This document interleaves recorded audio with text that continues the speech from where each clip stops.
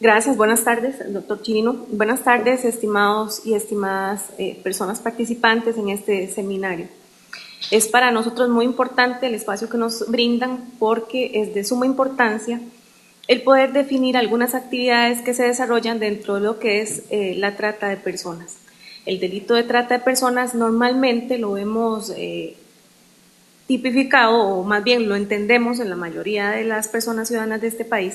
como la explotación sexual, pero realmente estamos ante otras formas de explotación que se dan y que muchas veces invisibilizamos por una situación de que es la normalidad, entre comillas, lo que nosotros visualizamos constantemente. Para nosotros es importante definir dentro de estas consideraciones sobre la investigación del delito de trata de personas la situación de la forma en que nosotros recibimos la información sobre cómo se está dando el delito de trata de personas, ya sea en su mayoría por información confidencial. Normalmente recibimos información confidencial de que se está dando algún tipo de explotación sexual en algún local comercial, en alguna casa destinada para sala de masajes y demás, o cuando se tiene alguna persona en explotación laboral también, en estados de mendicidad. Incluso hemos tenido recientemente un caso sobre lo que es el tráfico ilícito de órganos y también tenemos casos de adopción irregular, algunas cosas que no son mayormente visibles o que no están tan al tanto de la población, pero sí se maneja mucha información confidencial que nos permite establecer las investigaciones de este tipo de delitos. En muy pocos casos tenemos la denuncia directa de una persona víctima que llegue al organismo de investigación judicial o a algún otro lugar donde pueda formular la denuncia haciéndose ya la indicación como tal de que es víctima del delito de trata, porque tenemos una connotación de que las personas que son víctimas de este delito normalmente no se consideran como tal. Y es ahí donde tenemos que abordar algunos aspectos importantes a la hora de realizar nosotros la valoración y el abordaje de estas personas. Y también cuando, en razón de otras intervenciones policiales o de otras instituciones, llámese el DINAMO, el PAN, la Caja Costarricense del Seguro Social, entre otras, se percatan de que se está ante este delito y entonces iniciamos una investigación de oficio. Aquí es muy importante que definamos claramente, nosotros como organismo de investigación judicial y la Policía Profesional de Migración, quienes somos las policías encargadas de investigar estos delitos, las diligencias útiles y pertinentes que vamos a realizar para determinar, para verificar que realmente estemos ante este delito, principalmente porque lo más importante es poder rescatar a esa persona víctima que está en esta situación, en condiciones de vulnerabilidad por una serie de circunstancias que ya de por sí le afectan y que la han llevado a ser víctima de este delito. Para nosotros es muy importante utilizar algunos medios, como ya lo han mencionado anteriormente las compañeras y compañeros de la mesa, con algunas actividades diferentes en la investigación de este tipo de delitos. Por ejemplo, tenemos también el ingreso de agentes encubiertos que nosotros llamamos a algunos lugares para determinar que realmente se está dando este delito, la intervención de comunicaciones, que de todas formas se realiza ya en conjunto, obviamente, con el Ministerio Público y en conjunto con otras policías que nos colaboran para poder llevar a cabo estas investigaciones. Nosotros, en el caso de las investigaciones, es muy importante, como les indicaba, poder identificar cuáles son las víctimas de este delito en particular, el abordaje que se le puede dar a ellos, que con eso debemos tener y realizamos una coordinación muy importante con el Ministerio Público, porque también de acuerdo a eso vamos a ver la cantidad de personas víctimas que podamos encontrar en el lugar que se vaya a intervenir, ya sea por una situación de allanamiento, por otras circunstancias que se puedan presentar, y también que debemos realizar la coordinación interinstitucional. ¿Por qué? Porque estas personas tienen condiciones a veces muy deplorables de salud, porque también requieren un acompañamiento. Después de que estas personas son rescatadas y que son valoradas por el Ministerio Público, requieren el acompañamiento de otras instituciones en aras de brindarles protección y seguridad. Entonces ahí coordinamos con algunas instituciones que ya doña Sandra hacía mención cuando hablamos de la CONAR, y también la entrevista que nosotros realizamos, que es sumamente importante para definir las actividades y las actuaciones que se están realizando. Aquí creo que es muy importante y los llamo a todos y todas a que nosotros consideremos cuando tenemos una víctima del delito de trata de personas, por los fines que correspondan, es importante, y lo recalco muchísimo, la forma en que nosotros abordemos a esa persona, porque muchas de ellas, como les decía, no se consideran como parte del delito, y adicionalmente muchas piensan no me van a creer, no están considerando lo que estoy pasando, o llegan a generar tal empatía con los tratantes que a veces minimizan las situaciones a las que han sido expuestas. Algunas son visibles, pero muchas es una cuestión de valoración psicológica, incluso la forma en que ellas han ido manejando todo este proceso, ya sea meses, años o días que han estado siendo víctimas de este tipo de delito. Para nosotros es muy importante que ustedes también nos colaboren en los casos en que se tenga que atender un tipo de víctimas de este delito, para nosotros poder abordarlas de forma adecuada y brindarles las herramientas que ya de por sí está haciendo el país un gran esfuerzo para facilitarles esa atención. Adicionalmente, a nivel del Poder Judicial y dentro de la CONAP se hace una coordinación con la Oficina de Atención y Protección a las Víctimas de los Delitos cuando ya tenemos un acompañamiento de personas profesionales para abordarlo.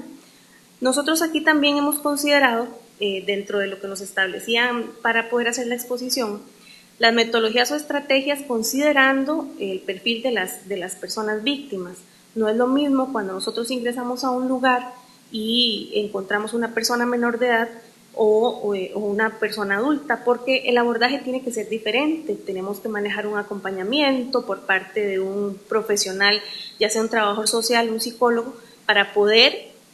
tener esa comunicación con la persona víctima, en caso de que sea una persona menor de edad, igual para poder obtener información de lo que nos está facilitando para nosotros realizar la investigación. Hay que considerar mucho la vulnerabilidad de esas personas cuando se están en esta situación de, por ejemplo, de explotación sexual. Nosotros en algunas experiencias de los casos que se han atendido a nivel de investigación, son personas mayormente de bajos recursos, son personas de zonas marginales en su mayoría porque tal vez son de familias numerosas y necesitaban de algún modo establecer alguna forma de ingreso para sus hogares, para colaborar con la manutención de la familia y demás. Entonces hay algunas situaciones de vulnerabilidad que se han ido presentando y que tenemos que valorar de forma conjunta para poder hacerle entender a esa persona la situación en la que ha sido expuesta y que adicionalmente nos facilite la colaboración para lograr determinar quiénes son las personas tratantes y también establecer de forma clara la realización de los verbos rectores que mencionaban ahora las compañeras, donde estábamos hablando de promover, facilitar y favorecer el tipo de explotación al que se vean expuestas. Es sumamente importante para nosotros manejar ese tema, esa información, con el abordaje correcto que se haga de ellos. En cuanto a lo que es las herramientas de investigación, como les mencionaba, tenemos que hacer algunas indicaciones generales sobre ellas por los casos que hemos atendido. Se han presentado casos de relevancia internacional donde hemos tenido que coordinar con otras policías, con otros países. Recientemente se dio un caso de explotación sexual y dentro de él se configuraron muchos delitos adicionalmente porque estábamos hablando de personas menores de edad que eran expuestas a situaciones de violencia sexual, pornografía y demás, donde estas personas en su condición de vulnerabilidad eran captadas mediante agencias de modelaje, mediante ciertas indicaciones que les decían que les iban a facilitar dinero y que además iban a tener fama, eran personas menores de edad como les indicaba. Entonces se dieron una serie de situaciones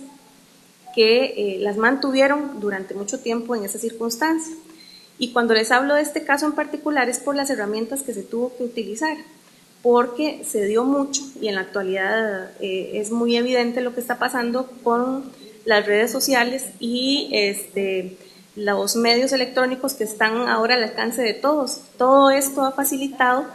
que se dé mucho el ocultamiento de esta realización del delito, precisamente porque se utilizan estos medios. Estos medios dificultan hasta cierto punto el poder obtener quién está detrás de esos ofrecimientos y también la forma de poder determinar las formas de pago que se están dando. Ahora hay muchos medios de pago electrónicos y en cuanto a lo que es herramientas de trabajo, sí se ha presentado cierta dificultad por no tener los recursos o los medios para poder accesar a ellos, porque incluso ya de por sí los mismos sitios ponen restricciones, las mismas personas que crean las páginas o los sitios web ponen restricciones y se da limitante de poder accesar a esa información. En el país en particular, en ese caso que les comentaba, teníamos bloqueado, por decir de algún modo, la persona que había hecho la página había bloqueado el país para no poder tener acceso. Entonces, todo eso dificultó el poder accesar de otra forma. Sin embargo, se utilizaron medios de compras con el control jurisdiccional y del Ministerio Público para poder accesar a esa información relevante para justificar la situación que se estaba dando en cuanto a lo que es la trata. Aquí retomo nuevamente la importancia de la coordinación y el acompañamiento que se dé durante el proceso penal. No es solo que de nuestra parte abordemos el sitio, lleguemos a un lugar y se coordine el rescate de las personas víctimas, sino también el acompañamiento que se le da después de que son extraídas del lugar y se sigue con el proceso de investigación. No concluye la diligencia de investigación con la realización de un allanamiento donde se pueda recabar prueba y donde se haga el rescate de las personas víctimas, sino el acompañamiento adicional que hay que darles durante el proceso. Algunas de las víctimas generan empatía con uno u otro compañero, igual con uno u otro profesional, y es importante darles ese acompañamiento, generar esa confianza en la persona para que pueda seguir dándonos información y también que se siente importante dentro del proceso, porque realmente en estos casos también es importante generar prueba que no sea directamente relacionada a la víctima, sino prueba independiente que nos ayude también a reforzar el caso. Entonces sí es necesario esa coordinación que se pueda dar. Tenemos el respaldo de la Secretaría Técnica de la CONAC con kits que se han comprado para ellos, el acompañamiento a la hora de hacer las entrevistas con personal profesional, con personal que tiene ya la sensibilización para poder abordar a las personas víctimas. Y creo que aquí es muy importante ese término, el que nosotros todos y todas nos sensibilicemos al respecto. Recordemos que en este tipo de delito la persona víctima tiene que considerar algunos aspectos relevantes dentro del proceso para que se pueda ajustar al mismo, pero también nosotros tenemos que facilitarle las herramientas y el poder facilitarle también que comprenda ante qué tipo de delito está y que también nos ayude principalmente, como les decía, con la información que podamos recabar al respecto. Hablamos también sobre las organizaciones criminales involucradas. Dentro de lo que es la investigación del delito de trata de personas, estamos hablando prácticamente de crimen organizado. Algunas situaciones que se han dado, como explicamos al inicio con los compañeros de la mesa, estamos hablando de un delito transnacional y en algunas ocasiones estas redes se extienden más allá de lo que nosotros podamos considerar que al inicio de la investigación está visible. Conforme vamos avanzando con la investigación, se van determinando algunos modos de operar de estas organizaciones, la forma en que captan a las personas víctimas mediante engaños y en algunas ocasiones les hacen una serie de ofrecimientos que las personas aceptan, pero al momento en que ya son trasladadas a otro lugar o salen del país o incluso son llevadas a algún sitio para ejercer algún tipo de labor, se dan cuenta que las circunstancias cambian y es ahí donde nosotros tenemos que, como les decía, tratar de comprobar los verbos rectores que se mencionan en el delito. También se necesita determinar los medios utilizados para captar esas víctimas. Se utiliza mucho la publicidad, los medios electrónicos, como les manifestaba, y también definir los medios de transporte que se utilizan. Cuando la licenciada Angie mencionaba de que se da el traslado, cómo lo están haciendo, de qué forma, todo eso es parte del proceso de investigación que nosotros debemos de ir realizando. Las fuentes de financiación que se está dando, de financiamiento, perdón, que se está dando para este tipo de delitos, eso también debe dársele un seguimiento y que a veces, como les explicaba, se nos dificulta un poquito cuando es el uso de medios electrónicos. Aquí es necesario también considerar lo que está dentro del ámbito de los ciberdelitos. Muchas de estas modalidades que se están dando ahora con la trata de personas utilizan los medios electrónicos para diferentes fines y es ahí donde nosotros tenemos que manejar muy claramente los alcances y las metodologías que tienen. El organismo de investigación judicial cuenta con la sección de delitos informáticos que realiza muy de la mano una investigación detallada de algunos aspectos muy técnicos, no podría yo explicarles con detalle, pero sí tenemos ese respaldo y ese avance significativo en la investigación que nos facilita esta labor. Cuando se realizan las diligencias de allanamiento y vamos a recopilar pruebas relacionadas con la tecnología de la información, nosotros consideramos necesario hacer decomisos de equipos de cómputo, de teléfonos, hacer ingresos a correos electrónicos y demás, obviamente con el respaldo jurisdiccional que corresponda, equipos fotográficos, equipos de video y otros aspectos de relevancia para poder dar fundamento a esta investigación que realizamos. Como acciones de mejora, consideramos en la investigación que es muy importante la capacitación y creo que este espacio es muy útil para todos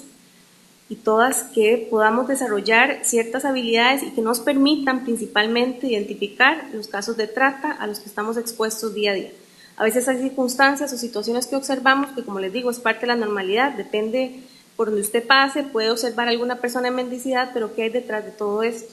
Cuando hablamos de que hay un montón de salas de masajes en el país, que hay muchos lugares donde se está dando la explotación sexual comercial, ¿cómo lo estamos manejando? ¿Qué información podríamos nosotros obtener y facilitar para seguir un proceso de investigación? Y no solo en eso, cuando aquí se dan por épocas algunas situaciones en cuanto a lo que es agricultura,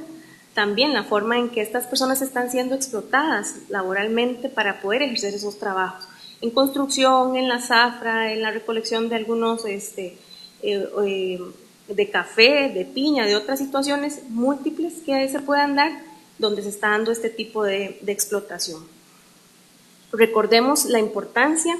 siempre tengamos en cuenta la importancia de brindar información, de tener la facilidad de poder identificar los tipos de trata que hay y no solo enfocarnos en que es explotación sexual, sino también que tenemos otros tipos que están regulados en nuestra legislación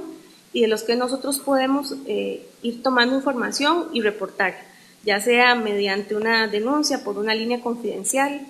que tiene el organismo de investigación judicial también o al 911, informaciones que nosotros verificamos y que trabajamos en conjunto con otros cuerpos policiales para tratar de determinar si estamos ante este delito y darle el abordaje correspondiente. Todo con la finalidad de rescatar a las personas víctimas, que son lo más importante en este tipo de delito. Muchas gracias.